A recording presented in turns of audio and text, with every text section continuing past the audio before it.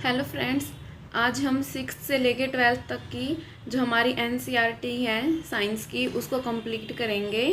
दोस्तों, ये वीडियो है जो आपको एग्ज़ाम ओरिएंटेड ही बनाई गई है। एग्ज़ाम जो प्रीवियस क्वेश्चंस आते हैं उनको ध्यान में रखकर बनाई गई है, तो इसको ध्यान से समझिएगा। तो चलिए अब हम शुरू करते हैं। पहले हम करेंगे सिक्स्थ क्लास की एनसीईआरटी। तो देखते हैं क्या है। The main sources of our food are plants and animals. जो मेन सोर्स है हमारे फूड के लिए, मतलब हमें जो भोजन है वो सबसे ज़्यादा हमारा स्रोत क्या है भोजन के लिए, प्लांट्स और एनिमल्स। या तो हमें पौधों से मिलता है भोजन या फिर एनिमल से मिलता है। अच्छा दोस्तों, ये मत बोलना कि ये तो इंग्लिश मीडियम है, तो मैं इंग्लिश और हिंदी दोनों में ही समझाऊंगी आपको, तो उसमें कोई प्रॉब्लम नहीं आएगी आपको लैंग्वेज में। और ये मत समझना कि नोट्स बिल्कुल सिंपल ही बनाए गए हैं, तो क्योंकि जो डेकोरेशन है वो आपके एग्ज़ाम में काम नहीं आएगी, बल्कि कंटेंट काम आएगा। और इससे बेस्ट कंटेंट आपको पूरे यूट्यूब पर कहीं नहीं मिलेगा दोस्तों। तो डेकोरेशन पे मत जाना और कंटेंट को ध्यान में रख के चलिए क्लास हम शुरू करते हैं। Plants are the sources of food ingredients like grains, cereals, vegetables and fruits. Plants से हमें क्या क्या मिलता है? ग्रेन्स यानी जो अनाज है, सीरियल्स, वेजिटेबल्स एंड फ्रूट्स यानी फल, सब्जियां, अनाज हमें मिलती हैं। Animals provide us with milk, meat products and eggs. और पशुओं से हमें क्या क्या मिलता है? दूध हो गया, मीट के प्रोडक्ट्स हो गए और एग हमें मिलते हैं। There is a lot of variation in the food eaten in different regions of India.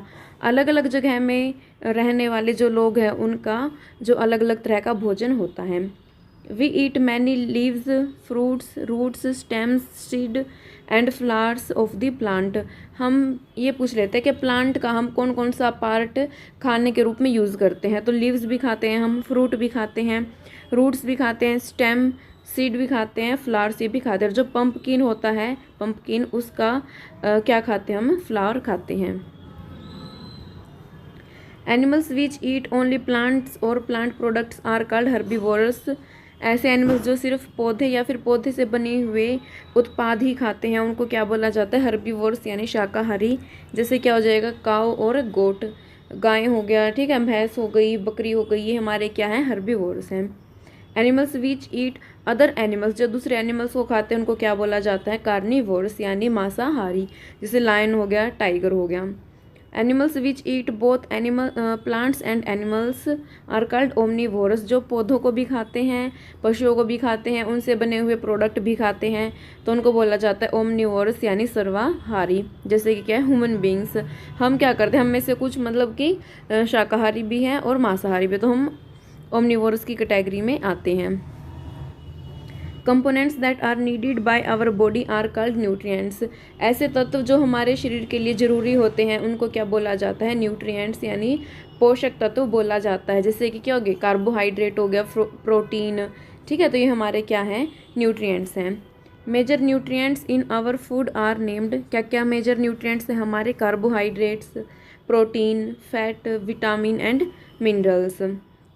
In addition food contents dietary fibres. मतलब ये न्यूट्रिएंट्स तो हैं ही हैं, इनके अलावा हमारे शरीर को डाइटरी फाइबर्स की भी जरूरत, बोलते हैं ना कि फाइबर है इसमें, तो फाइबर की भी जरूरत होती है और पानी की भी ज़रूरत होती है। The main carbohydrates found in our food are in the form of starch and sugar. हमारे शरीर में जो कार्बोहाइड्रेट है वो मेन किस फॉर्म में पाया जाता है? स्टार्च की फॉर्म में और शुगर की फॉर्म में। इसके बाद यहाँ से पूछ लेते हैं कि जैसे कार्बोहाइड्रेट है वो किस किस में पाया जाता है, प्रोटीन किस में पाया जाता है। तो देखिए, इसको ज़्यादा रटने की ज़रूरत नहीं है, एक बार वैसे पढ़ लेना बस। कार्बोहाइड्रेट किस में होता है? पोटैटो, सुना भी होगा आपने, आलू में होता है, स्वीट पोटैटो में, शुगर केन यानी गन्ने में, पपाया पपीते के अंदर, वाटरमेलन तरबूज में हो गया, और मेज मक्के के अंदर, बाजरे के अंदर, राइस चावल के अंदर, और वीट गेहूँ के अंदर, इन सभी में कार्बोहाइड्रेट्स पाया जाता है। प्रोटीन किस में पाया जाता है? ग्राम, मतलब दालों से रिलेटेड है ना, जो उसमें प्रोटीन मिलता है। जैसे ग्राम हो गया यानी चना, मूंग, तुअर दाल, बीन, सोयाबीन, पीज यानी मटर, egg, paneer, milk, fish, meat, इन सभी से हमें क्या मिलता है? प्रोटीन मिलता है। अच्छा, जो ये ऊपर नाम लिखे हुए हैं तो क्या है? हमें प्लांट्स हैं जो पौधों से प्राप्त होते हैं, और जो नीचे हैं जैसे egg, paneer, milk, fish, meat, ये हमें एनिमल से मिलते हैं। कई बार पूछ लेते हैं कि एनिमल से मिलने वाले प्रोटीन प्रोडक्ट के नाम बताओ, ठीक है। तो ऊपर वाले प्लांट्स से और नीचे वाले एनिमल से मिलते हैं। उसके बाद देखो फैट्स यानी वसा किससे मिलते हैं हमें, नट्स हो गए जो तिल, ग्राउंड नट्स यानी मूंगफली, इन सभी से हमें फैट मिलता है। और एग, फिश, मीट, ठीक है, अंडे, मछली और मांस से हमें मिलता है। तो फिर से वही ऊपर वाले तो प्लांट से मिलते हैं और नीचे वाले एनिमल से मिलते हैं। अब विटामिन देखो, vitamin A B C D कौन से कहाँ से मिलता है। विटामिन ए हमें किससे मिलता है, papaya, carrot, mango, milk, fish oil, इन सभी से हमें विटामिन ए मिलता है। बी किससे मिलता है, देखो राइस, व्हीट और लीवर, इन सभी से हमें विटामिन बी मिलता है। सी किससे मिलता है, सी होता है खट्टे पदार्थों में ज़्यादातर, तो मिलेगा ऑरेंज में, टमाटो, और क्या हो जाएगा जैसे लेमन हो गया, आंवला, ये तो खट्टे पदार्थ। इसके अलावा गवावा, ग्रीन चिल्ली, इनमें भी हमें विटामिन सी मिलता है। विटामिन डी का सबसे अच्छा जो सोर्स है वो तो है धूप, ठीक है, तो सनलाइट, तो धूप से मिलता है। और किससे मिलता है, एग, फिश, लीवर, मिल्क और बटर, इन सभी से हमें विटामिन डी मिलता है। टेस्ट फॉर प्रोटीन, अच्छा प्रोटीन का टेस्ट कैसे कर सकते हैं हम, कि इस पदार्थ के अंदर जो हमें कोई भी फूड आइटम दे दिया उसके अंदर प्रोटीन है या नहीं है, तो देखो कैसे पता करेंगे हम। सॉरी यहाँ कार्बोहाइड्रेट लिख लेना, कार्बोहाइड्रेट आएगा इधर। कार्बोहाइड्रेट के लिए कैसे करेंगे, देखो पहले हमें फूड आइटम लेना है जिसमें हमें चेक करना है, ठीक है। फूड आइटम लेंगे, उसके बाद उसमें हम 2-3 ड्रॉप डालेंगे किसकी, आयोडीन सॉल्यूशन की। जो डाइल्यूट आयोडीन सॉल्यूशन है उसकी हम 2-3 ड्रॉप्स डालेंगे। फिर हम देखते हैं कि अगर इसके अंदर इसका कलर है जो ब्लू ब्लैक कलर का हो जाता है, मतलब हल्का नीला काला कलर अगर आ जाता है, तो इसका मतलब उसमें स्टार्च है यानी कार्बोहाइड्रेट है। प्रोटीन के लिए क्या करेंगे, हम फूड आइटम ले लेंगे, उसके बाद उसमें 10 ड्रॉप पानी की डालेंगे, 2 ड्रॉप फिर हम इसके अंदर कॉपर सल्फेट सॉल्यूशन डाल लेंगे, 10 ड्रॉप कास्टिक सोडा डाल लेंगे। ये सब डालने के बाद अगर वॉयलेट कलर आ जाता है तो इसका मतलब प्रोटीन है। देखिए एग्जाम में पूछ लेते हैं कि प्रोटीन चेक करना है अगर हमें, तो हम कौन सा सॉल्यूशन लेंगे, तो कॉपर सल्फेट ले लिया एक तो, और एक कास्टिक सोडा। फैट के लिए कैसे टेस्ट करेंगे हम, wrap a piece of food item and crush it. जो फूड आइटम हमें टेस्ट करना है उसको किसी भी कपड़े के अंदर या कागज़ वगैरह के अंदर डालेंगे और उसको क्रश कर देंगे हम, बिल्कुल मतलब कि ग्राइंड करने लगेंगे उसको। अगर उस पर तेल के धब्बे आ जाते हैं, ऑयली पैचेस आ जाते हैं, तो इसका मतलब उसमें फैट है। Carbohydrates mainly provide energy to our body. Carbohydrate क्या करता है, हमारे शरीर को एनर्जी यानी ऊर्जा देता है। Fat also give energy, fat भी हमें एनर्जी देता है। लेकिन ये पूछा जाए ना कि भाई इन दोनों में से कौन सा ज़्यादा एनर्जी देता है, तो फैट देता है, ठीक है। यानी कि मान लो 1 ग्राम तो हमने फैट ले रखा है और 1 ही ग्राम हमने कार्बोहाइड्रेट ले रखा है, तो फैट से हमें ज़्यादा एनर्जी मिलेगी। Fat give much more energy as compare to same amount of carbohydrate, ठीक है, तो फैट ज़्यादा एनर्जी देगा। Food containing fat and carbohydrate are also called energy giving food. Fat और कार्बोहाइड्रेट हमें एनर्जी देते हैं, इसलिए इनको एनर्जी गिविंग फूड भी कहा जाता है। Proteins are needed for the growth and repair of our body. हमारे शरीर की ग्रोथ के लिए और रिपेयर के लिए यानी मरम्मत के लिए प्रोटीन की ज़रूरत होती है। Proteins are often called body building food, क्योंकि शरीर को क्या ग्रोथ में हेल्प करते हैं ना, इसलिए इसको बॉडी बिल्डिंग फूड भी बोला जाता है। Vitamins help in protecting our body against disease. Vitamin क्या करते हैं, हमारे शरीर को बीमारियों से बचाते हैं। Vitamin also help in keeping our eyes, bones, teeth and gums healthy. Vitamin क्या करते हैं, हमारी आँखें हैं जो बोन यानी हड्डी, दांत और गम्स यानी मसूड़े हैं, इनको हेल्दी रखने में सहायता करते हैं। विटामिन देखो अलग अलग टाइप के कौन कौन से होते हैं। विटामिन ए हो गया, एक विटामिन बी कॉम्प्लेक्स होता है, इसके अंदर कई होते हैं, विटामिन ए बी ऐसे, विटामिन 1 2 ऐसे करके, विटामिन 6, विटामिन 12, तो इसको बी कॉम्प्लेक्स बोला जाता है। और विटामिन सी होता है, डी होता है, ई होता है और विटामिन के हमारा होता है। इसमें विटामिन के है ना जो हमारी ब्लड क्लोटिंग में हेल्प करता है। ब्लड क्लोटिंग का मतलब क्या है, रक्त थक्का सुना होगा आपने, जैसे हमें चोट लग जाती है तो वहाँ से खून बहता है, तो उसके बाद एक हल्की सी परत आ जाती है वहाँ पर थोड़ी ब्राउन कलर की, तो उसी को बोला जाता है ब्लड क्लोटिंग, और उसमें विटामिन के हमारी हेल्प करता है। विटामिन ए क्या करता है, हमारी स्किन को और जो हमारी आँखें हैं उनको हेल्दी रखता है, ठीक है, तो स्किन से रिलेटेड है vitamin A.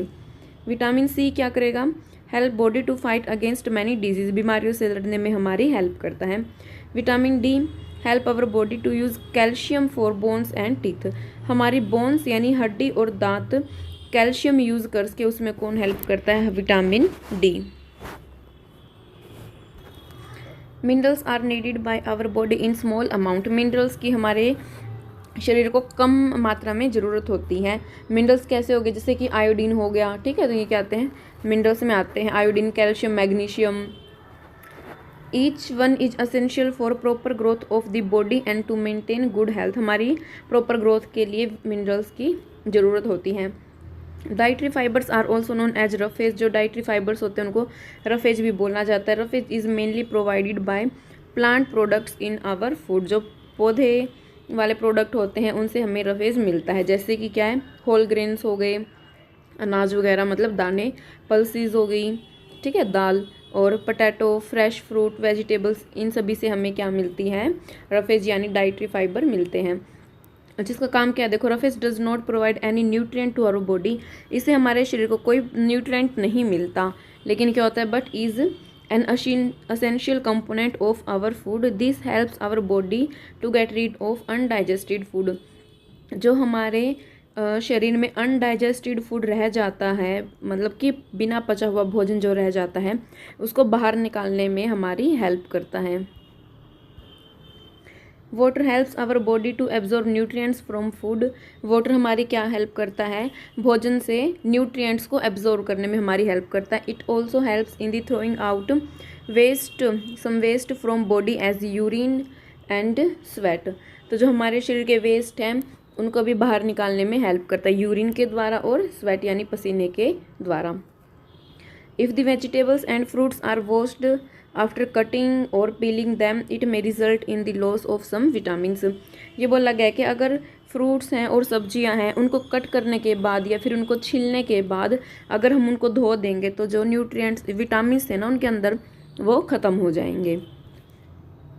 The skins of many vegetables and fruits contain vitamins and minerals, सब्जी और जो फ्रूट होते हैं, उन कुछ ऐसे फ्रूट्स हैं और सब्जियां हैं जिनके छिलक होते हैं जो उनमें भी विटामिन और मिनरल्स पाए जाते हैं, यानी अगर हम उनको छील देंगे ना तो विटामिन ख़त्म हो जाएंगे। अच्छा, इसमें ये पूछ सकते हैं कि विटामिन और मिनरल्स हैं ना जो सब्जियों के या फिर फ्रूटों के, किस किस तरीके से वो लॉस यानी ख़त्म हो सकते हैं, तो कैसे कैसे हो सकते हैं।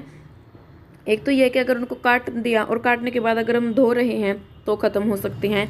दूसरा तरीका क्या है, किसी की जैसे स्किन है तो उसमें भी विटामिन और मिनरल होते हैं, अगर हम स्किन छील देंगे ना, उसका छिलक उतार देंगे तो उससे भी विटामिन ख़त्म हो जाते हैं।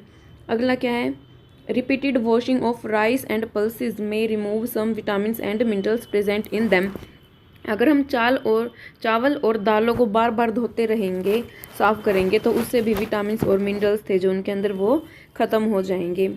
सम amount of minerals are lost if excess water is used, अगर हम ज़्यादा पानी यूज़ कर रहे हैं और फिर हम उस पानी को बाहर निकाल देते हैं, ठीक है, तो वो जो विटामिन और मिनरल थे वो पानी के साथ ही चले जाते हैं, ठीक है। तो ये सभी क्या थे, विटामिन्स और मिनरल्स ख़त्म होने के कुछ तरीके थे, 4 मेथड दिखा रखे हैं इसमें, तो हमें इनको अवॉइड करना है ताकि हमारे न्यूट्रिएंट्स ख़त्म ना हो।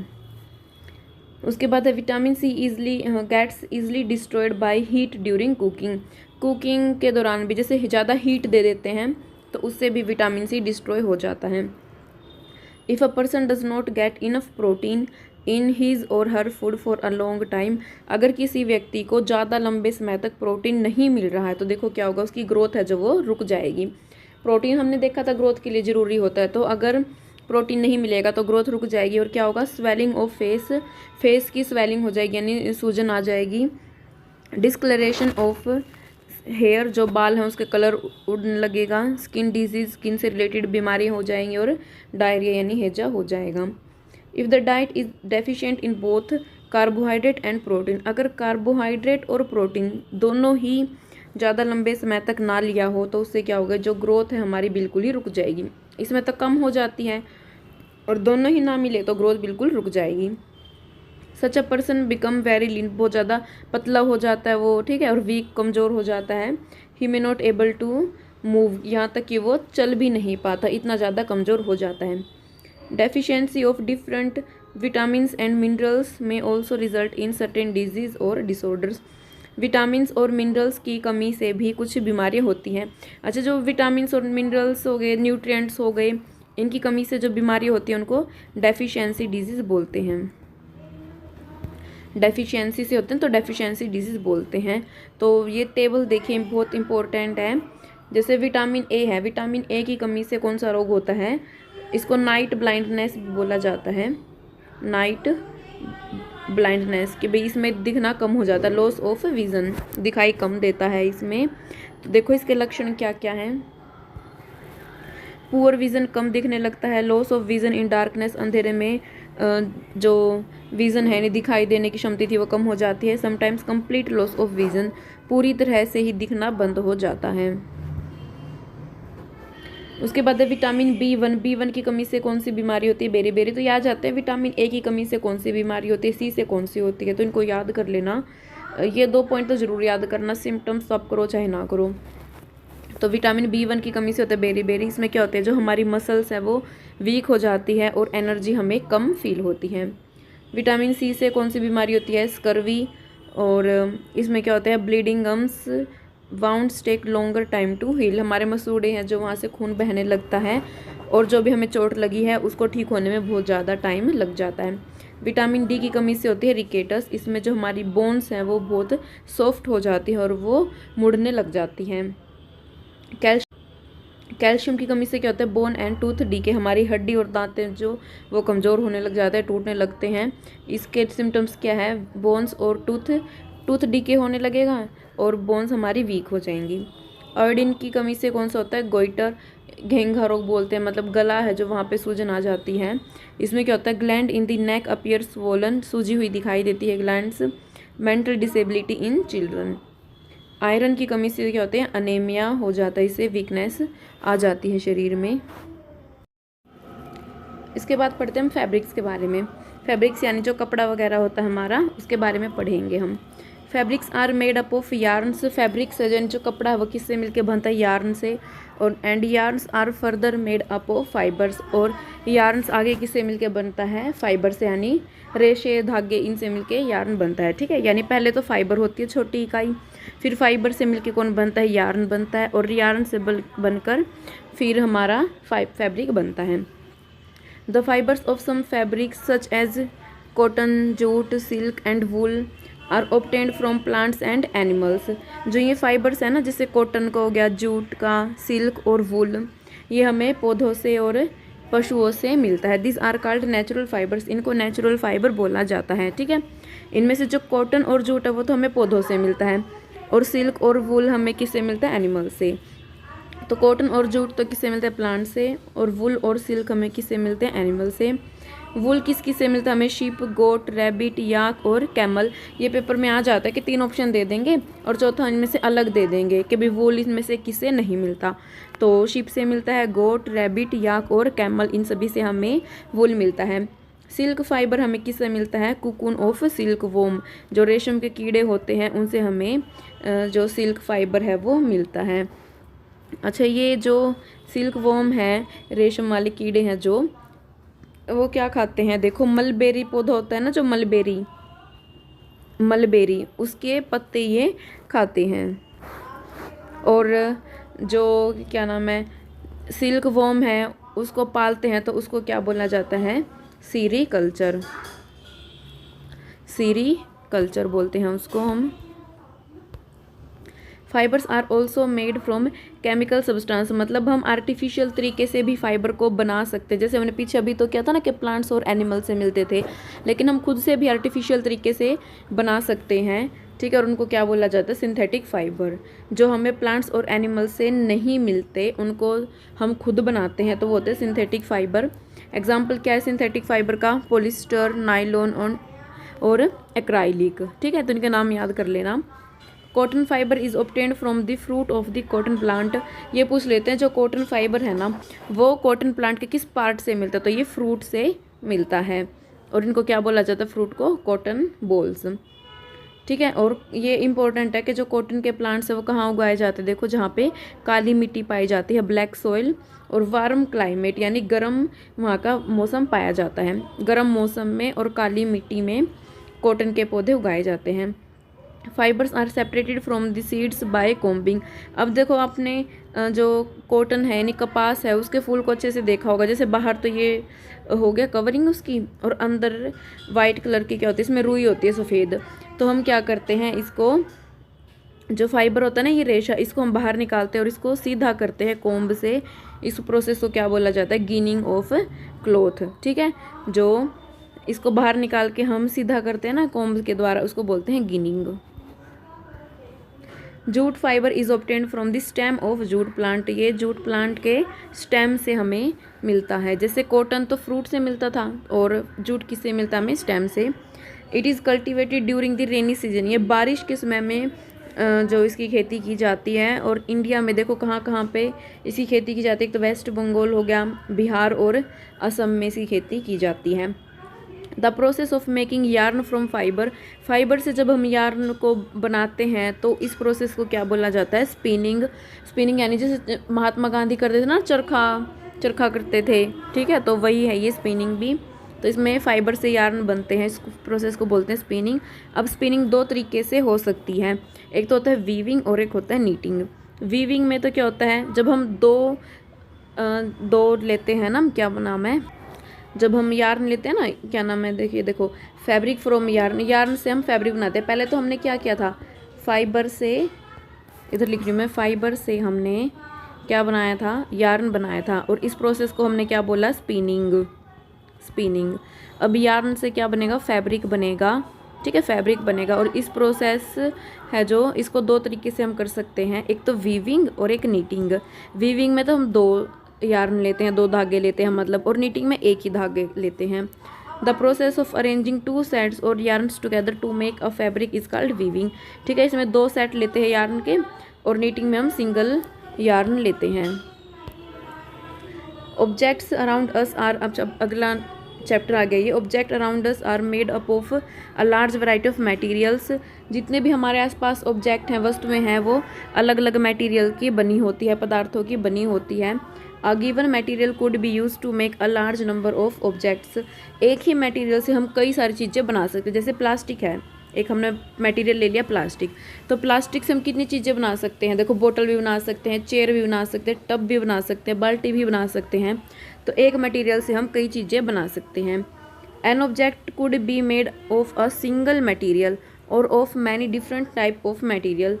कोई एक ऑब्जेक्ट है मान लो, तो वो एक ही मटेरियल से भी बन सकता है और वो अलग अलग टाइप के मटेरियल से भी बन सकता है।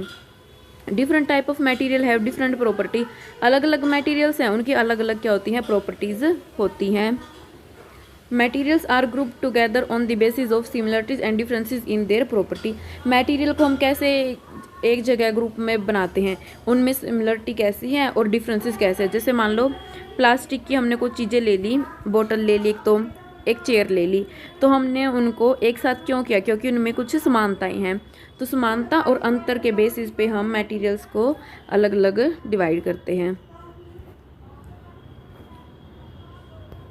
मटेरियल्स कैसे हो सकते हैं, देखो कुछ मटेरियल सॉफ्ट होते हैं और कुछ क्या होते हैं, हार्ड होते हैं।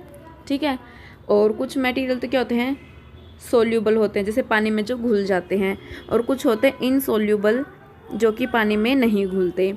कुछ होते हैं ट्रांसपेरेंट, ये क्लासिफिकेशन आ जाता है, जैसे पूछ लेंगे ट्रांसपेरेंट क्या होते हैं या फिर ओपेक्यू क्या होते हैं, और एक है ट्रांसल्यूसेंट। ठीक है, ट्रांसल्यूसेंट, ये ट्रांसपेरेंसी यानी पारदर्शिता के बेसिस पे होते हैं तीन, ट्रांसपेरेंट, ओपेक्यू और ट्रांसल्यूसेंट। जिसके आर पार हम देख सकते हैं वो तो होता है ट्रांसपेरेंट, जैसे ग्लास। ओपेक्यू, जिसके आर पार हम नहीं देख सकते वो होते हैं ओपेक्यू। ठीक है, तो जैसे कि दीवार हो गई, दीवार के आर पार हम नहीं देख सकते। और ट्रांसल्यूसेंट वो होता है जिसके आर पार हम देख तो सकते हैं लेकिन साफ नहीं देख सकते, धुंधला देख सकते हैं। जैसे कि जब छोटे होते थे तो हम क्या करते थे, कोई पेपर होगा, पेपर को हम सिर पे ऐसे रब करते थे उसको, और थोड़ा सा वो तेल आ जाता था, और फिर जिस पे भी मान लो हमें जिस भी फिगर की आकृति बनानी होती थी ना, उसके ऊपर रख के और पेंसिल से ऐसे हम छाप लेके बना लेते थे। तो ये छाप लेके बनाते थे ना, जो ये ट्रांसलूसेंट का ही एग्जाम्पल है।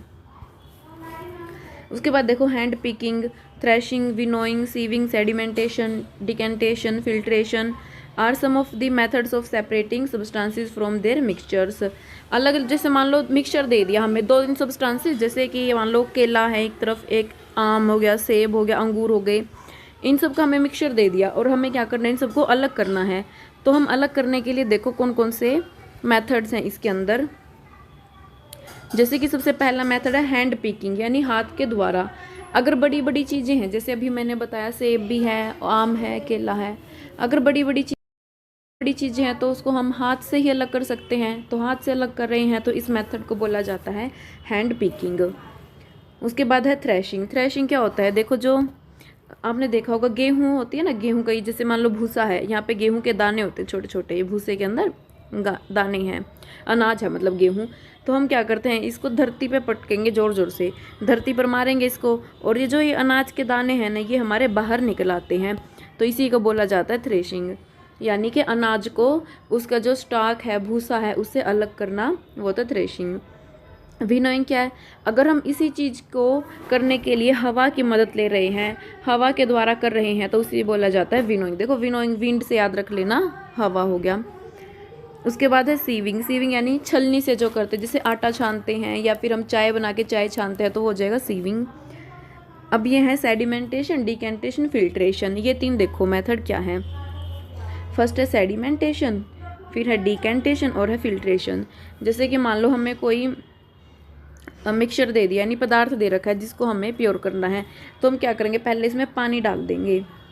पानी डाल रहे हैं हम, ठीक है, तो जो क्या होगा, जो सॉलिड चीज़ें हैं ना, वो नीचे बैठ जाएंगी, यानी जिनका थोड़ा वेट ज़्यादा है, भारी है, वो तो नीचे बैठ जाएंगी, और हल्की चीज़ें हैं जो जैसे कि रेत हो गया या फिर भूसा वगैरह हो गया, वो ऊपर आ जाएंगी। तो नीचे बैठ गई, इसी को बोला जाता है सेडिमेंटेशन, ठीक है। फिर आता है डिकेंटेशन। डिकेंटेशन में क्या होगा, अब हम इस पानी को बाहर निकाल देंगे, ठीक है, पानी बाहर निकाल दिया, इसके साथ जो ये घास फूस था, हल्की चीज़ें थी, ये मतलब वेस्ट था जो, ये भी हमारा बाहर निकल गया, इसको बोला जाता है डिकेंटेशन। सेडिमेंटेशन में तो हम पानी डालते हैं, डिकेंटेशन में हम पानी को बाहर निकालते हैं। उसके बाद है फिल्ट्रेशन, तो जो ये हमारा बच गया हिस्सा उसको हम फिल्टर कर लेंगे, ठीक है, तो ये हो जाएगा फिल्ट्रेशन। उसके बाद देखो, अच्छा एक मेथड क्या है, देखो जैसे मान लो दही है, दही को हमें अलग दही नहीं, मक्खन को अगर हम अलग कर रहे हैं तो उसको कैसे करते हैं, हम चर्निंग बोलते हैं उसको, चर्निंग के द्वारा हम अलग करते हैं। या फिर जैसे रई वगैरह आपने देखी होगी ना गांव वगैरह में, जैसे ये देखो, ये इस टाइप की रई होती है, और इसको क्या ऐसे घुमाया जाता है, नीचे इसके ब्लेड टाइप होती है, इसको घुमाया जाता है, उससे मक्खन निकल जाता है, इसको चर्निंग बोला जाता है। और उसमें जो प्रोसेस यूज होती है, इसको क्या बोला जाता है, सेंट्रीफ्यूगेशन। प्रिंसिपल जो यूज़ होता है वो होता है सेंट्रीफ्यूगेशन। उसके बाद the process of conversion of water into vapour. अगर हम पानी से वेपर बना रहे हैं तो उसको क्या बोला जाता है, इवापोरेशन, ठीक है। कॉमन साल्ट यानी नमक है, वो हम इवापोरेशन के द्वारा ही निकाल पाते हैं। The process of conversion of water vapour into liquid. अगर हम अब वेपर से लिक्विड बना रहे हैं तो उसको क्या बोला जाता है, कंडेंसेशन यानी संघननता। असेचुरेटेड सॉल्यूशन, अच्छा दो टाइप के सॉल्यूशन होते हैं, एक सैचुरेटेड, एक अनसैचुरेटेड। सैचुरेटेड क्या होता है, जब मान लो उसके अंदर कोई क्वांटिटी हम मिला रहे हैं और वो पूरी तरह से घुल गई है, अब उसके अंदर कुछ भी और नहीं मिल सकता, यानी वो सोल्यूबल हो चुका है, इक्विलिब्रियम की कंडीशन में आ चुका है वो, तो उसको बोलते हैं saturated. A saturated solution is one in which no more of that substance can be dissolve. अब इसके बाद और सब्सटेंस को डिजोल्व नहीं किया जा सकता, मतलब इसमें और चीज़ नहीं घुल सकती, जितना हो सकता था ना वो घुल चुकी है, तो वो है सैचुरेटेड सॉल्यूशन। लेकिन हमें फिर भी उसके अंदर कुछ मिलाना, जैसे कि मान लो पानी है, हम इसमें नमक मिलाए जा रहे हैं, एक टाइम ऐसा आ जाएगा कि नमक इसमें घुलना बंद हो जाएगा, तो उस कंडीशन को हम बोलते हैं सैचुरेटेड, ठीक है। लेकिन हम चाहते हैं कि अब भी इसके अंदर हम नमक को घोलें, तो क्या करेंगे, हम उसको हीट कर देंगे। जैसे ही हम हीट करेंगे तो वो उसके अंदर घुलना शुरू हो जाएगा फिर से। इसके बाद देखो, most plants can be classified into 3 category. जितने भी प्लांट्स हैं उनको 3 कैटेगरी बना दी गई है, एक तो हर्ब, शर्ब और ट्री। इसमें हर्ब तो क्या होते हैं, छोटे छोटे होते हैं, बहुत सॉफ्ट होते हैं। शर्ब्स क्या होते हैं, थोड़े से बड़े होते हैं, इनका तना थोड़ा मजबूत हो जाता है। और ट्रीज़ तो आपको पता है ये बहुत ज़्यादा मजबूत होते हैं ये, और इनका स्टेम यानी जो तना है वो भी बहुत मोटा होता है। प्लांट्स विद वीक स्टेम, जिनका जो स्टेम यानी तना बहुत कमज़ोर होता है, that can not stand upright, जो कि सीधे नहीं खड़े हो सकते। But spread on the ground, लेकिन जो ज़मीन पर ही फैल जाते हैं। जैसे मान लो ये ज़मीन है, इसी पर फैल जाते हैं ये सीधे खड़े नहीं हो सकते, इनको क्या बोला जाता है? क्रीपर्स। क्रीपर्स के नाम से पता चल रहा है कि रेंगने वाले हैं ये, ठीक है, रेंगता है मतलब कि खड़ा नहीं हो सकता। While those that take support and climb, जो कि सहारा लेके खड़े होते हैं, जैसे कि हम घरों में वो लगाते हैं ना मनी प्लांट की बेल, तो जो बेल वगैरह लगाई जाती है सहारा दे के जिसको हम खड़ा करते हैं उसको क्या बोला जाता है? Climbers. Water comes out of leaves in the form of vapour, पानी क्या है? जब पत्तों में से पानी निकल के आता है वेपर की फॉर्म में, इस प्रोसेस को क्या बोला जाता है? ट्रांसपीरेशन। यानी जैसे ये पत्ता है, यहाँ से क्या हो रहा है? पानी निकल के आ रहा है ऊपर, तो इसको क्या बोलते हैं हम? Transpiration. Leaves prepare their food in the presence of sunlight and a green colored substance present in them। पौधे क्या, सबसे पहले देखो भोजन कौन बनाता है? पत्ती बनाती है, ठीक है, पत्ते होता है वो बनाते हैं, और पत्ते को क्या बोला जाता है? फूड फैक्ट्री भी बोलते हैं। Leaves are also called food factory, पत्तों को फूड फैक्ट्री भी बोला जाता है क्योंकि ये भोजन बनाते हैं, ठीक है। तो क्या हो जाएगा ये? देखो जो पत्ते होते हैं वो भोजन कैसे बनाते हैं? सनलाइट की प्रेजेंस में, यानी इनको सनलाइट की ज़रूरत होती है, और एक ग्रीन कलर का पिगमेंट होता है, ठीक है, जिसको क्या बोला जाता है? क्लोरोफिल। क्लोरोफिल पिगमेंट है जो इनकी हेल्प से ये भोजन को बनाती है। For this they also use water, पानी का यूज़ करती है और कार्बन डाइऑक्साइड का वो यूज़ करते हैं, ठीक है।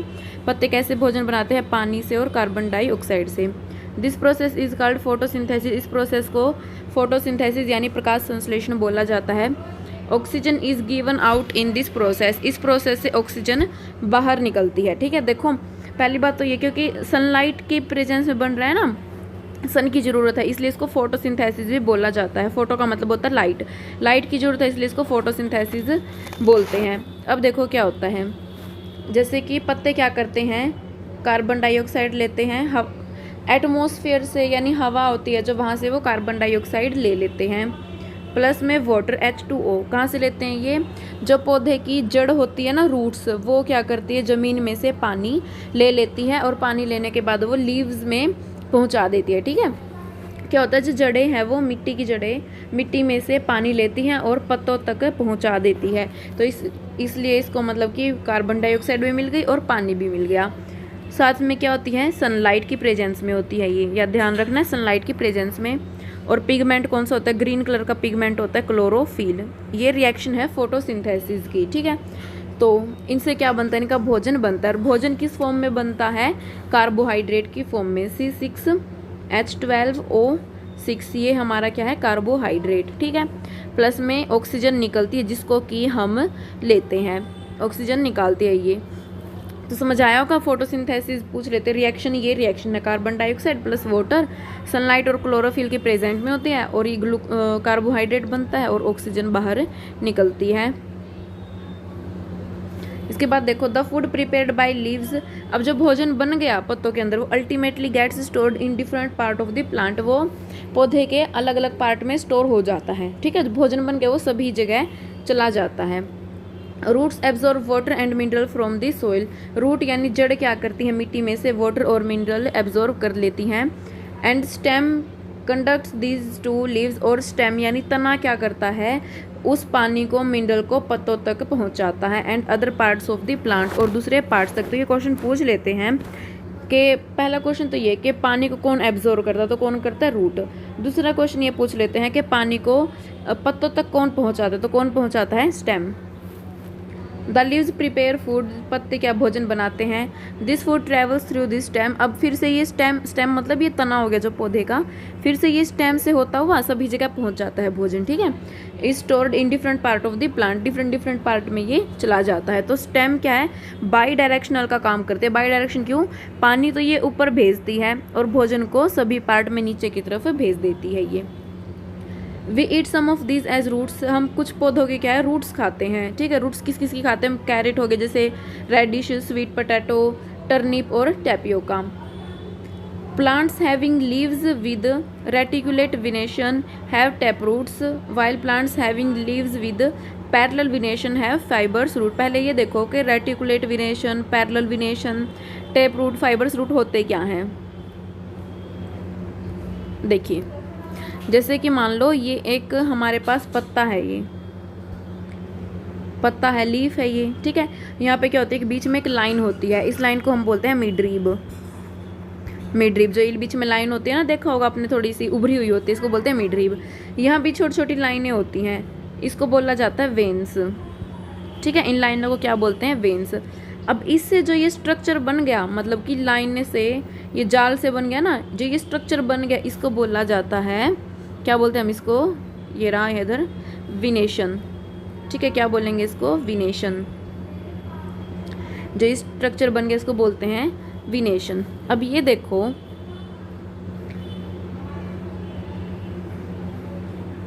अब एक तो तरीका ऐसे हो सकता है कि इसके अंदर या तो हो सकता है कि जाल टाइप बन जाए, जैसे इस टाइप का बन गया ना जाल टाइप, तो इस जाल टाइप बन गया तो इसको तो बोला जाता है रेटिकुलेट, सॉरी रेटिकुलेट विनेशन, ठीक है। जाल टाइप बन गया तो होता है रेटिकुलेट विनेशन।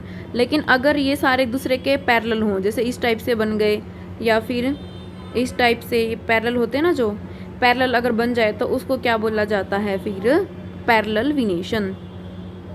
पैरेलल विनेशन तो समझ आ गया होगा। ये जाल बन गया रेटिकुलेट, और पैरेलल होते हैं जिसमें इस टाइप से पैरेलल हो जाते हैं, तो ये पैरेलल विनेशन। इसके बाद देखो रूट भी दो टाइप की होती है हमारी,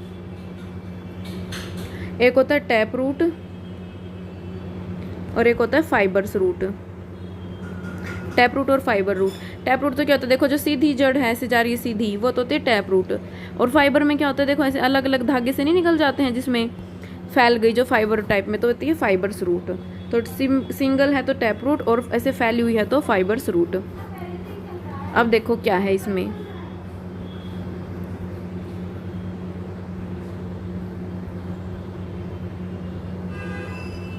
देखिए, प्लांट हैविंग लीव्स विद, जिसमें रेटिकुलेट विनेशन होता है उसमें तो क्या होती है? टैप रूट होती है। ये आ सकता है रेटिकुलेट विनेशन वाले में टैप रूट होती है, ठीक है।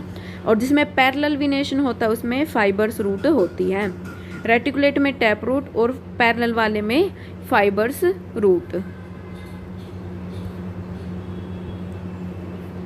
उसके बाद है we are able to bend or rotate our body in places where two parts of our body seem to be joint together.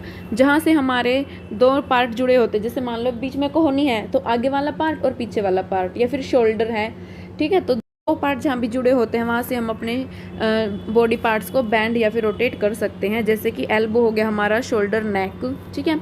In places को क्या बोला जाता है? जॉइंट्स बोला जाता है। जहाँ से दो पार्ट जुड़े होते हैं ना, जुड़ाव, उसको बोलते हैं joints. Bone and cartilage form the skeleton of the human body. जो हमारे बॉडी का स्केलेटन है, यानी ढांचा है जो, वो किससे मिलके बना होता है? बोन्स और कार्टिलेज से। Skeleton gives frame and shape to the body. जो ये स्केलेटन है, ढांचा है, ये क्या करता है? हमारे शरीर को फ्रेम और शेप देता है। पूछ लेते हैं कि इनमें से क्या चीज़ है जो हमारे शरीर को शेप देती है? तो skeleton. And helps in movement, और मूवमेंट में हमारी क्या करती है? ये हेल्प करती है। It protect the inner organ, जो हमारे इनर ऑर्गन्स है उसको भी बचा के रखती है ये।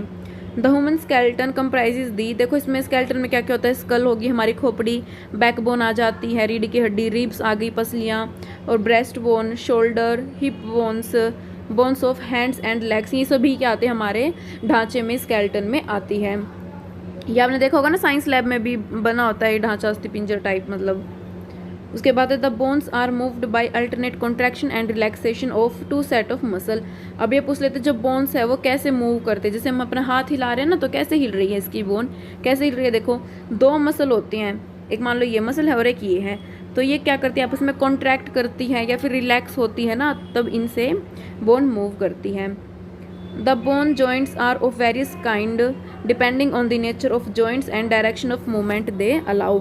जॉइंट होते हैं ना, जो भी हमने पढ़ा था, जॉइंट क्या है? अलग अलग टाइप के हो सकते हैं, किस हिसाब से भाई वो किस डायरेक्शन में मूव कर रहे हैं। तो देखो जॉइंट है जो मेनली हमारे 3 टाइप के होते हैं।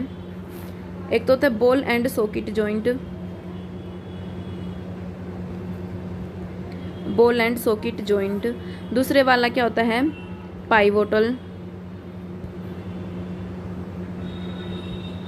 Pivotal joint.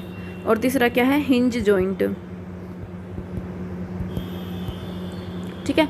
तो सबसे पहला ball and socket. Ball and socket में क्या होता है, देखो इसमें पूरा का पूरा मूव कर जाता है। जैसे हाथ है, अगर हम शोल्डर की तरफ से ऐसे घुमाते हैं ना अपने हाथ को, जोर जोर से ऐसे हिलाएंगे, पूरा घुमाएंगे हाथ को, तो वैसे ऐसे घूमेगा हमारा हाथ, तो पूरा घूम गया, तो ये क्या हो गया, बॉल एंड सॉकेट जॉइंट। ठीक है, उसके बाद आ जाता है पाइवोटल जॉइंट। इसमें देखो क्या होता है, पाइवोटल में क्या होता है, जैसे आगे पीछे या दाएं बाएं ऐसे होता है ये। ठीक है, जैसे कि क्या होगी, हमारी गर्दन आगे पीछे हो सकती है, दाएं बाएं हो सकती है, तो ये हो जाएगा पाइवोटल जॉइंट।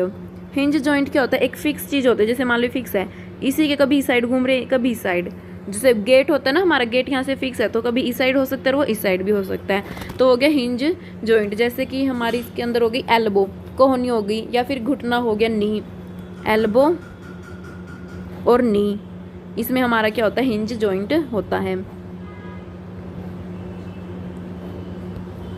उसके बाद है strong muscles and light bones work together to help the birds fly. पक्षी है जो, उसको उड़ने में क्या चीज़ हेल्प करती है, मसल और लाइट बोन्स। अच्छा, ये वाला जो टॉपिक है ना अभी जो करा रही हूँ, ये इतना इंपॉर्टेंट नहीं है, लेकिन फिर भी पेपर का क्या भरोसा क्या आ जाए, तो एक बार इसकी रीडिंग ले लेते हैं बस। They fly by flapping their wings, अपने पंखों को फ्लैप करके वो उड़ते हैं। Fish swim by forming loops alternatively on two side of the body, जैसे फिश है ना मान लो, तो ये कभी साइड होती है कभी साइड होती है, ऐसे ये मूव करती है। Snakes slither on the ground, ये भी ग्राउंड पर क्या होते हैं, ऐसे मूव करते हैं ये, बाय लूपिंग साइडवेज, साइड से करके। A large number of bones and associated muscles push the body forward. ठीक है, बोन्स और मसल्स हेल्प करती है इसको आगे जाने में।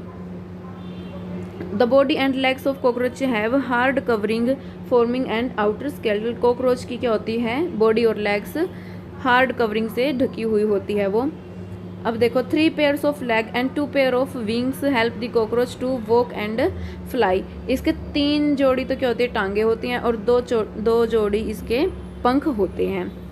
अर्थवर्म कैसे चलते हैं, earthworm move by alternate extension and contraction of the body using muscles. Contract होंगे, जैसे कि मतलब देखो ये जो कॉकरोच है, सॉरी अर्थवर्म है ये, तो पहले थोड़ा सा आगे हो गया फिर से गुड़ गया, फिर आगे हो गया फिर से गुड़ गया, ऐसे चलता है ये। Tiny bristles on the under side of the body help in gripping the ground. ठीक है, तो नीचे की साइड जो ब्रिसल्स होते हैं ना, ऐसे धागे धागे होते हैं मतलब कि, तो वो पकड़ने में, धरती को पकड़ने में हेल्प करते हैं, पकड़ मजबूत करने में। Snails move with the help of a muscular foot. Snail कैसे मूव करते हैं, फुट के द्वारा। The bones in our body also form a framework to give a shape to our body. जो अभी क्या था ना कि बोन्स क्या करते हैं, फ्रेमवर्क प्रोवाइड करते हैं शेप देने के लिए, मतलब हमारी शेप कैसी होगी ये हमारी बोन्स ही डिसाइड करती है। ठीक है, और इस फ्रेम को क्या बोलते हैं, स्केलेटन बोलते हैं। स्केलेटन, पीछे क्या था ना कि शेप और फ्रेम कौन प्रोवाइड करता है, skeleton. There are 12 ribs on each side of the chest and backbone. Chest और बैकबोन से 12 रिब्स, दोनों साइड 12 रिब्स होती हैं हमारी। ठीक है, पसलियाँ। और बैकबोन क्या है, एक मिनट में आपको डायग्राम दिखा देती हूँ, एक बार ये देखिए आप। जैसे ये है, तो इसमें ये दिख रही है ना पतली पतली हड्डियाँ सी, इनको बोला जाता है रिब्स। ये क्या करती हैं, जो हमारी ये चेस्ट है मान लो, ठीक है, और पीछे क्या हमारी रीढ़ की हड्डी है, तो इनको क्या करती है, जोड़ने का काम करती है। तो 12 इसी साइड है और 12 ही इस साइड है।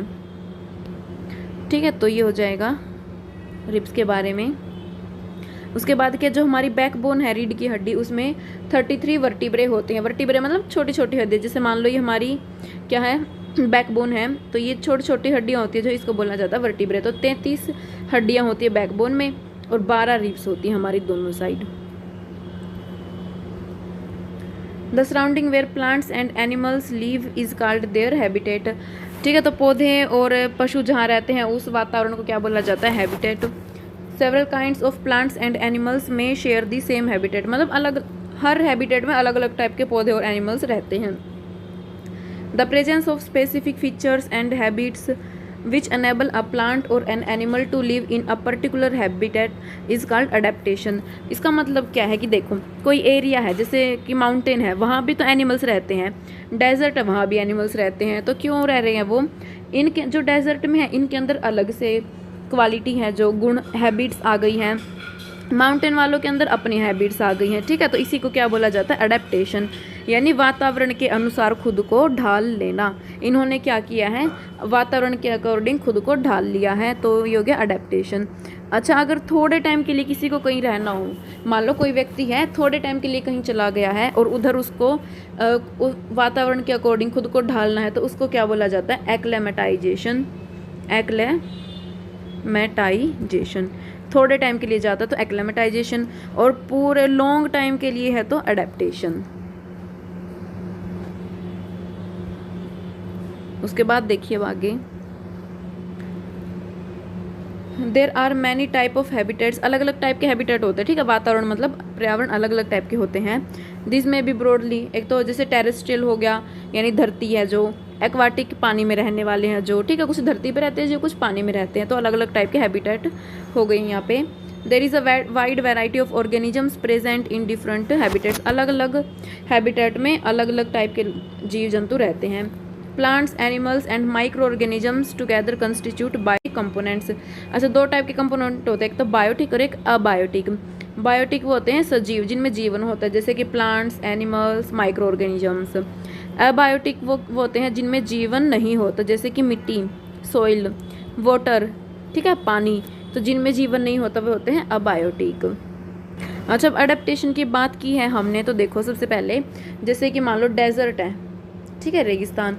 तो रेगिस्तान में क्या होता है, जो चूहे होते हैं ना, चूहे वगैरह, वो क्या होता है, बहुत छोटे छोटे होते हैं ये, तो इनके पैर धरती में रहेंगे तो इनको गर्मी ज़्यादा लगेगी, तो वो क्या करते हैं, धरती के नीचे बिल बना के रहते हैं ये ठंडक के लिए, और जब रात हो जाती है तो वो बाहर निकल आते हैं। तो इस टाइप से वो वहाँ पे रहते हैं।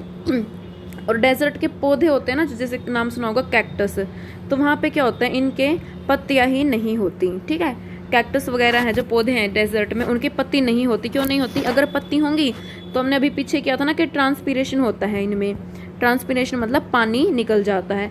अब पहले वहाँ पे पानी की कमी है और ट्रांसपीरेशन से और पानी निकल गया, तो ऐसे तो पौधे सूख जाएंगे, इसलिए उनमें पत्ती ही नहीं होती, ठीक है। उनमें क्या होती है, स्टेम होती है, और उसी के थ्रू वो अपना काम है जो वो करते हैं। तो ये था डेजर्ट। अगर माउंटेन की बात करें, अगर माउंटेन में कैसे रहते हैं, तो माउंटेन में जैसे पेड़ पौधे हैं, आपने देखा होगा इस शेप के होते हैं, कौन शेप के। तो जैसे यहाँ पे बर्फ़ गिरेगी तो वो फिसल के नीचे आ जाते हैं, तो पौधे तो कौन शेप के होते हैं। और पशु वगैरह एनिमल्स हैं, वो क्या होते हैं, एनिमल्स की जो स्किन है ना, तो उसमें बड़े बड़े बाल होते होंगे, आपने देखा होगा टीवी में भी, तो बड़े बड़े बाल होते हैं, वो क्या करते हैं, स्किन को ठंड से बचाते हैं, ठीक है। तो उसके बाद देखिए अब आगे, rock, soil, air, water, light, ये भी हमने पढ़ लिया। टेम्परेचर क्या है, अबायोटिक कंपोनेंट है। This animals have gills to help them use oxygen dissolve in water. अच्छा, ये एक्वाटिक एनिमल्स के बारे में कह रहा। अब एक्वाटिक एनिमल्स में क्या होता है, एक्वाटिक जो पानी में रहते हैं वो क्या करते हैं, गिल्स की हेल्प लेते हैं। जैसे हमारे में तो क्या होता है, लंग्स होते हैं ना सांस लेने के लिए, तो यहाँ पे क्या होते हैं, एक्वाटिक जो जल में रहते हैं उनमें गिल्स होते हैं, ताकि वो ऑक्सीजन का यूज कर सके इन वाटर। पानी में, अच्छा, पानी में घुली हुई ऑक्सीजन होती है, ठीक है। तो पूछ लेते हैं कि सांस कैसे लेते हैं, तो पानी में घुली हुई ऑक्सीजन होते हैं जिसको वो लेते हैं, और किसका यूज़ करते हैं, वो गिल्स का, फेफड़ों का। फिश के बारे में पूछ लेते हैं, फिश कैसे सांस लेती है, तो गिल्स के थ्रू लेती है। लेकिन इसमें देखो एक्सेप्शन क्या है, कि जो डॉल्फिन है और वेल्स है ना, डॉल्फिन और वेल्स, उनके अंदर गिल्स नहीं होते, तो वो कैसे सांस लेते हैं, वो बाहर आके सरफेस के थ्रू सांस ले लेते हैं। जैसे देखो, they breathe in air through nostrils and blow holes, जैसे नोस्ट्रिल्स होते हैं ना नाक के पास, तो उसी से ही वो सांस लेते हैं। That are located on the upper parts of their heads, head के अपर पार्ट में ये होती हैं नोस्ट्रिल और ब्लो होल्स, यानी छोटे छोटे छेद होते हैं, वहाँ से वो सांस लेते हैं। और जब उनको सांस लेना होता है ना, तो वो पानी के ऊपर आ जाती हैं, ठीक है, पानी के ऊपर उठ के आ जाती है और वहाँ से वो सांस लेती हैं। Living things have certain common characteristic. अच्छा, लिविंग थिंग्स की क्या क्या करेक्टरिस्टिक्स हैं, दे नीड फूड, भोजन की जरूरत होती है, रेस्पायर यानी सांस लेते हैं, एक्सक्रीट यानी वेस्ट प्रोडक्ट बाहर निकालते हैं, respond to the environment, respond करते हैं, मतलब कि जैसे मान लो चोट लगी तो वैसे रिस्पॉन्ड देते हैं ना, रिप्रोड्यूस करते हैं, प्रजनन करते हैं, ग्रो बढ़ते हैं, और शो मूवमेंट वो करते हैं। तो ये सभी क्या है, इनकी विशेषताएं हैं। Meter is the unit of length in SI unit, पूछ लेते, लेंथ की यूनिट क्या है, meter, SI unit. Motion in a straight line, अच्छा, तीन टाइप का मोशन होता है, एक तो होता है स्ट्रेट लाइन में होता है जो रेक्टिलिनियर मोशन बोलते हैं, जिसे रेक्टिलिनियर मोशन। दूसरा क्या होता है, सर्कुलर मोशन, और तीसरा क्या होता है, पीरियोडिक मोशन, ठीक है। रेक्टिलिनियर में तो एक लाइन में, सीधी लाइन में मोशन हो रहा है तो रेक्टिलिनियर, सर्कुलर में गोल गोल घूम रहा है तो सर्कुलर, और पीरियोडिक का मतलब है एक टाइम बाद वो फिक्स हो रहा है। जैसे घड़ी है, यहाँ पे मान लो 12 बज गए, यहाँ पे 1 है, ये 2 है, तो एक टाइम बाद वो दोबारा से रिपीट हो जाती है ना, तो जब रिपीट होने लगे तो वो है पीरियोडिक। देखो मोशन इज स्ट्रेट लाइन में मोशन है तो रेक्टिलिनियर, सर्कुलर में क्या हो जाएगा, object move such that it's distance from a fixed point remains the same, fix point से डिस्टेंस सेम रहते हैं। जैसे कि मान लो ये फिक्स पॉइंट है, यहाँ भी देखेंगे सेम डिस्टेंस है, यहाँ भी सेम, ये रेडियस बोलते हैं मतलब इसको, तो सेम डिस्टेंस होती है ये। Motion that repeats itself after some period of time, जब कुछ टाइम के बाद वो दोबारा से रिपीट हो रही है मोशन तो उसको क्या बोला जाता है, periodic motion. Switch is a simple device, एक मिनट, switch is a simple device that is use to either break the electric circuit or to complete it. पहले देखो इलेक्ट्रिक सर्किट क्या होता है, जैसे कि मान लो देखो ये क्या है, कोई सेल है, सेल देखा होगा आपने, ऊपर तो एक कैप टाइप होती है और नीचे बिल्कुल ये प्लेन होता है, तो ये पॉजिटिव टर्मिनल होते हैं, नेगेटिव। पूछ लेते सेल में 2 टर्मिनल होते हैं, एक पॉजिटिव टर्मिनल एक नेगेटिव टर्मिनल। अब जैसे मान लो हमने इसके साथ क्या बल्ब लगा दिया, ठीक है, ये वायर के साथ हमने स्विच कनेक्ट कर दिया है, तो बल्ब लगा दिया हमने सेल के साथ जैसे ये, और ये यहाँ से क्या करेगा, बल्ब ग्लो करना शुरू कर देगा, जल जाएगा, तो इसको क्या बोला जाता है, सर्किट। यानी करंट फ्लो कर रहा है अब इसमें से, तो जो करंट का ये रास्ता है इसको बोला जाता है सर्किट। तो स्विच क्या करता है, सिंपल डिवाइस है जो कि यूज़ किया जाता है किसके लिए, ब्रेक दी सर्किट और कंप्लीट इट, सर्किट को पूरा करने में या ब्रेक करने के लिए यूज़ होता है स्विच। उसके बाद अच्छा एक बल्ब में और देखो, जो हमारा बल्ब होता है उसमें फिलामेंट होता है, ठीक है, जिसकी वजह से वो जलता है। तो पूछ लेते हैं जो फिलामेंट है वो किसका मिल के बना होता है, टंगस्टन का, ठीक है। जैसे ये बल्ब है ना, मान लो ये बल्ब है, तो यहाँ पे 2 पतली पतली वायर होती हैं, इसको बोला जाता है फिलामेंट, और फिलामेंट किस धातु का मिलके बना होता है, टंगस्टन का। उसके बाद देखो आगे, materials that allow electric current to pass through them are called conductors. ऐसे मटेरियल जिसमें से करंट पास हो सकता है वह कंडक्टर, जैसे कि क्या हो जाएगा, लोहा हो गया, चांदी, तांबा, ठीक है, सिल्वर, कॉपर, ये क्या है, कंडक्टर है। Materials that do not allow electric current to pass through them, जिनमें से करंट पास नहीं होता वो क्या हो जाएंगे, इंसुलेटर, जैसे कि plastic, rubber. Materials that are attracted towards magnet, ऐसी मटेरियल जो मैग्नेट की तरफ अट्रैक्ट होते हैं, मतलब मैग्नेट की तरफ खींचे जाते हैं, उनको बोलना जाता है मैग्नेटिक मटेरियल, जैसे कि लोहा हो गया, ठीक है, nickel, cobalt. Materials that are not attracted towards magnet, जो मैग्नेट की तरफ अट्रैक्ट नहीं होते उनको बोलते हैं नॉन मैग्नेटिक। अच्छा एक बार ये देखो, मैग्नेट कितने टाइप के होते हैं, मैग्नेट एक तो गया ये बार मैग्नेट, पूछ लेते हैं मैग्नेट का कौन सा टाइप इनमें से नहीं है, तो एक तो है बार मैग्नेट, एक ये क्या है, सिलेंड्रिकल मैग्नेट, ये है हॉर्स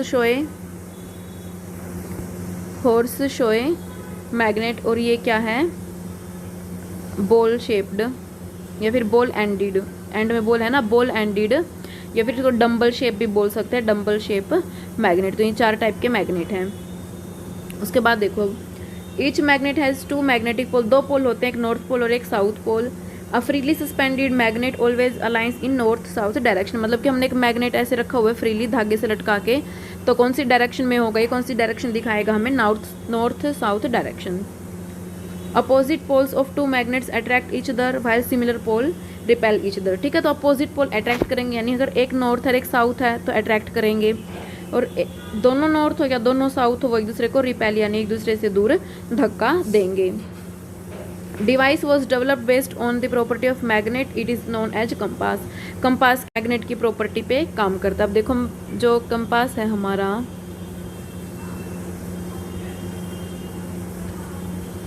यहाँ देखो ये कंपास है, ठीक है, ये ग्लास से ग्लास होता है मतलब इसके ऊपर, और यहाँ पे बीच में क्या होती है, एक मैग्नेट की नीडल होती है, मैग्नेटिक नीडल, और ये कंपास हमें क्या करता है, डायरेक्शन बताने के काम करता है, ये नॉर्थ साउथ डायरेक्शन दिखाता है, ठीक है। तो ये हो गया कंपास। उसके बाद देखो, मान लो ये मैग्नेट है, यहाँ पे क्या है, नॉर्थ पोल, यहाँ पे क्या है, साउथ पोल।